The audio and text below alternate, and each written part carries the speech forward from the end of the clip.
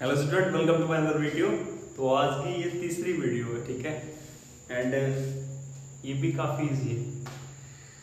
देखो इस क्वेश्चन में क्या बोल रहा है वो कि write 3 numbers whose decimal expansion are non terminating and non recurring. First day के फर्स्ट लेक्चर में मैंने आपको इसका सोल्यूशन बता दिया था। देखो मैंने बोला था आपको कि जो रेशियल नंबर्स होते हैं एंड वो फ्रैक्शनल फॉर्म में दे रखे हैं, समझ में आ रहा है। एक तो होता है कि 1 2 3 4 5 6 7 8 9 10 कुछ भी नंबर दे रखे हो जो कि रूट में ना है, रूट में नहीं है, ठीक है, तो वो रेशियल नंबर ही है। अच्छा, ऐसे नंबर जो सिंपल वे में लिखे हुए हैं रूट के अंदर है, परफेक्ट स्क्वायर को छोड़ के, वो सब रेशियल होता है, ठीक। अच्छा, मैंने एक कंडीशन भी आपको बताई थी। क्या बताई थी? मैंने बोला था आपसे कि जो रेशियल नंबर्स होते हैं वो टर्मिनेट हो जाते हैं या फिर टर्मिनेट नहीं होते हैं तो रिपीट करते हैं, ठीक है।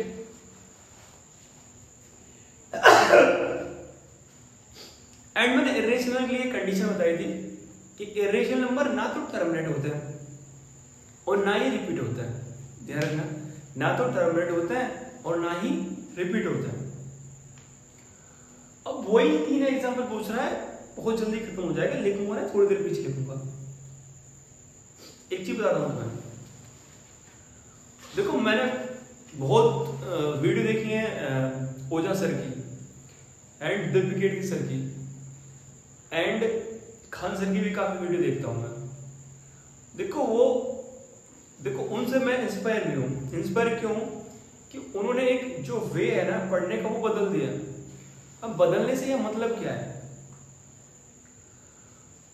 देखो हम सबको पता है कि हम सबको पढ़ना ही सक्सेस होना है, तो पढ़ना तो है। एंड लोग इस पढ़ाई को या स्टूडेंट इस पढ़ाई को इतना प्रेशराइज वाली चीज समझ लेते हैं, इवन उनके जो फैमिली मेंबर्स होते हैं वो यही सोचते हैं कि बच्चा पढ़ नहीं रहा है तो पता नहीं क्या कर रहा है। वो यही चाहते हैं कि जब वो उसे नोटिस करें तो वो पढ़ता रहना चाहिए। बट ये बहुत बुरी चीज है। देखो मैंने बोला है पहले से ही कि जो ब्रेन होता है ना, जो दिमाग होता है, सबका अलग है। एंड हमारी रेस्पॉन्सिबिलिटी होती है कि रियली जैसे मेरे को कोई टॉपिक समझ में नहीं आ रहा है तो मैं उसे समझूं, ना कि ये कि फिर आपने कोई वीडियो देख ली कि ब्रेन होता है जिस तरीके से वर्क करता है वो उसी तरीके से करेगा। आप यही सोच रहे हो कि मेरा ब्रेन तो वो चीज अडेप्ट नहीं कर पा रहा तो वो मेरे को नहीं करना। ऐसा बिल्कुल भी नहीं है।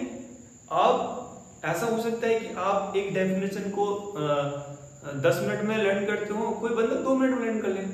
तो अब आपकी रेस्पॉन्सिबिलिटी है कि यदि आपका कल पेपर है तो आप पहले से ऐसी प्रिपरेशन करिए कि जो डेफिनेशन आपको 10 मिनट में लर्न हो रही है तो आप 10 मिनट में ही करेंगे एंड उस टाइम टेबल को आप शेड्यूल करोगे। अब आते हैं इसमें एक थोड़ा सा टॉपिक है, इसमें बात कर लेते हैं ऑफलाइन एंड ऑनलाइन। देखो ऑनलाइन एक अच्छा प्लेटफॉर्म है जहां ऑफलाइन फैसिलिटीज नहीं है, वहां पे ऑनलाइन ने धमाल मचा दिया है। जैसे ऐसे बहुत से गांव हैं जहां पे अच्छे टीचर अवेलेबल नहीं है। बहुत ही अभी बैकवर्ड एरियाज हमारे इस हिंदुस्तान में है, इंडिया में है, लेकिन फोन नेटवर्क एंड फोन वो हर जगह पहुंच गए। अब यदि बच्चा सीरियस है पढ़ाई के प्रति, वास्तव में सीरियस है, तो वो यूट्यूब के जरिए वो चीजें पढ़ सकता है, बहुत ही अच्छा तरीका। एंड थैंक्स उन यूट्यूबर्स के लिए, उन सर्च के लिए जो ये चीजें प्रोवाइड करा रहे हैं बच्चे को बहुत ही जेन्युइन तरीके से। लेकिन मैं एक चीज बताता हूं, ऑफलाइन का एक अलग ही इंपैक्ट है, समझ में आ रहा है। ऑफलाइन में क्या होता है कि जैसे मेरे को कोई परेशानी हुई, घर पे मैं रिविजन करके आया एंड मेरे को पता है ये पॉइंट्स मेरे परेशानी में है, तो मैं पर्सनली अपने डाउट्स क्लियर कर सकता हूँ अच्छे तरीके से, फेस टू फेस। अब बहुत से बच्चे ये भी बोलेंगे कि सर ऑनलाइन में भी तो ये सब कर सकते हैं, जो हम जैसे बायजूस वगैरह, ये आकाश वगैरह, ये सब ऑनलाइन प्रोवाइड। बिल्कुल सही बात है, लेकिन फिर मैं वही बोलूंगा कि जो पर्सनल क्लासेस लेते हैं वो महंगी भी तो बहुत है एंड हम जैसे लोगों के लिए पर्सनल क्लासेस अफोर्ड करना इतना ईजी नहीं है। जो ट्यूशन तुम्हें 500-700 रुपये मिल जाएगा, अपने आसपास यदि कोई अच्छा टीचर है एंड वहीं आप बायजूस का सब्सक्रिप्शन ले रहे हैं तो भाई साहब वो पूरा ग्रुप में पढ़ाते हैं बहुत महंगा पड़ेगा तुम्हें, समझ में नहीं आ रहा मैं क्या बोलना चाह रहा हूँ। इसीलिए ऑनलाइन आप डाउट्स क्लियर करिए, एक्स्ट्रा पढ़िए, लेकिन अपने आसपास यदि आप वास्तव में वीक हो तो एक अच्छा ट्यूटर देखिए, एक ट्यूशन टीचर अच्छा देखिए, क्योंकि आजकल का जो एजुकेशन सिस्टम है स्कूल लेवल का, वो मेरे हिसाब से जैसा मैंने फील किया है वो थोड़ा परेशान कर रहा है बच्चों को। परेशान से मतलब ऐसा नहीं कि वो पीट रहा है उसे, मेरा कहने से मतलब ये है कि जो चीज़ प्रोवाइड करनी चाहिए वो कहीं ना कहीं उससे भटक गया है। ठीक है, चलो क्वेश्चन पे आ जाते हैं। क्वेश्चन नंबर 7 क्या बोल रहा है, 3 ऐसे मेरे को नंबर लिख देना है जो कि ना तो टर्मिनेट है और ना ही रिपीटिंग कर रहा है। बहुत ईजी है, देखो सॉल्यूशन।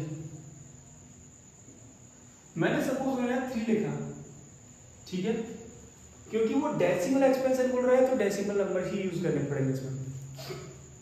यहाँ डेसिमल लगा दे, मैंने लिख दिया 5 7 6 0 3 4 0 9 8 7 0 डेट। कोई चीज रिपीट ही नहीं करी, ऐसे करके छोड़ दो 7 8 नंबर लिख के। ये फर्स्ट हो गया।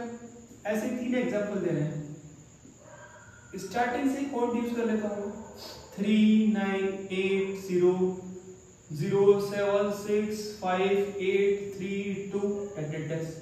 दूसरा नंबर हो गया। एक और कोई थर्ड नंबर यूज कर लो, 0.0987654321 डेट।